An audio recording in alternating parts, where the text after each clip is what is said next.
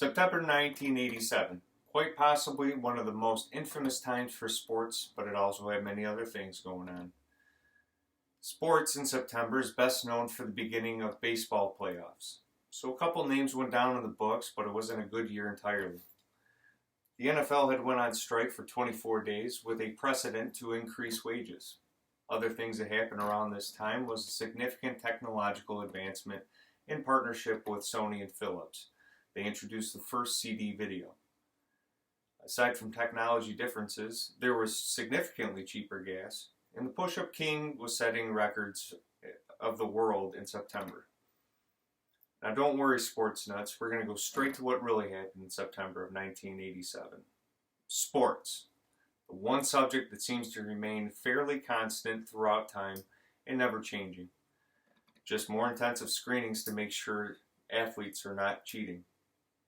Kevin Bass is the first National Leaguer to switch hit home runs in a game twice in one season on September 2nd, 1987. Don't worry, I'll explain what this means to those of you who don't know. Switch hitting simply meant that Kevin hit a home run one time right-handed, and then later in the game he hit another home run left-handed. A National Leaguer is a Major League Baseball player that belongs to the National League, just how the Tigers belong to the American League. For example, when the Detroit Tigers make it to the playoffs this year, they'll be playing in the AL Central Division, which is the American League Central Division. Another name was jotted down for great accomplishments in baseball. His name is Carlton Fisk. He hit his 300th home run on September 5th, 1987. Now Fisk was not only known for his hitting, but he was infamous for taking extensively slow walks to the mound to approach the pitcher between batters. One opposing manager even said that he thought the players were getting paid by the hour. Now baseball was great in 1987, in September, but America's Football League was certainly in jeopardy. The National Football League, or the NFL, had went on strike in September of 1987 for 24 days. Now many of you are thinking, that's really not that surprising, and quite honestly, I don't find it surprising either. They had went on strike because they were seeking more income. That's not a surprise either. At the time, it was estimated that the average NFL income was only $230,000, with an average career length of 3.2 years. Furthermore, the NFL player life expectancy was 15 years less than the average American male. So one might empathize with their intentions to capitalize on such a dangerous career and maximize their profits while they're still playing.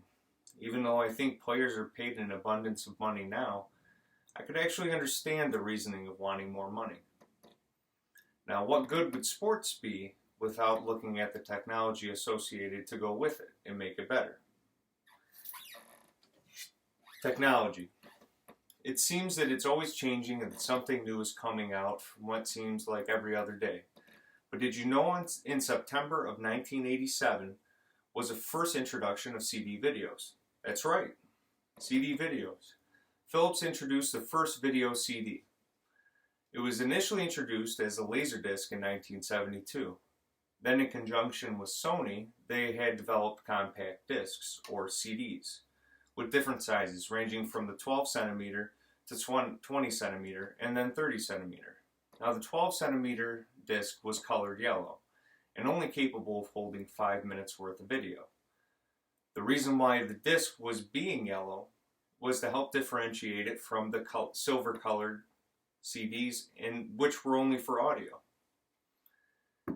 They were also mainly intended as video clip carriers, not made for entire movies. But by 2000, the CD videos, or Laserdiscs, were taken over by DVDs. Quite honestly, I can remember the CDs as a kid in 6th grade science class, where we had fought over which student was going to place it in the disc player. I remember the Laserdiscs being about the size of a small pizza, and thinking that this was so much more advanced than the VHS tapes that I had at home.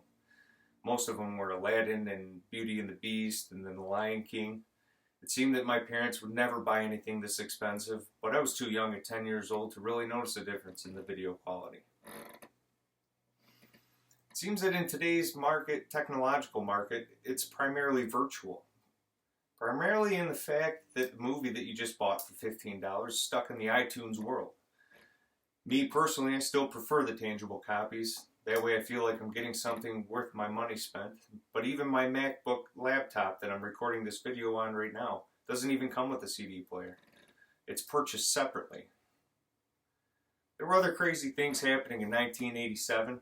Paul Lynch set a world record for the most push-ups in 24 hours. He had done 32,573 push-ups in 24 hours. I wonder if he was sore.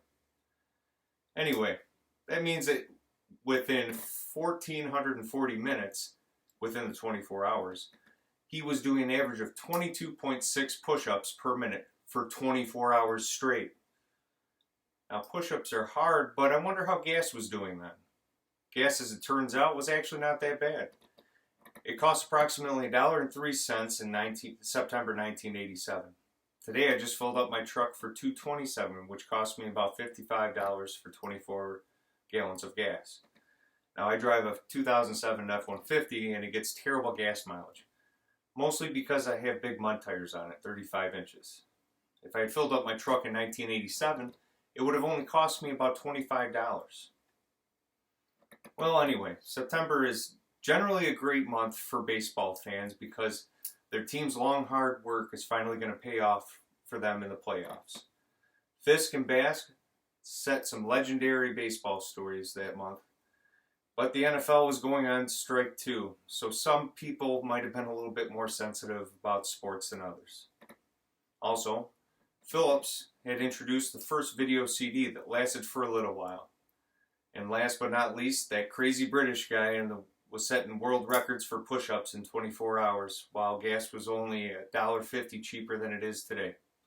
Thanks for listening. I'm going to go watch the Tigers and enjoy them win today.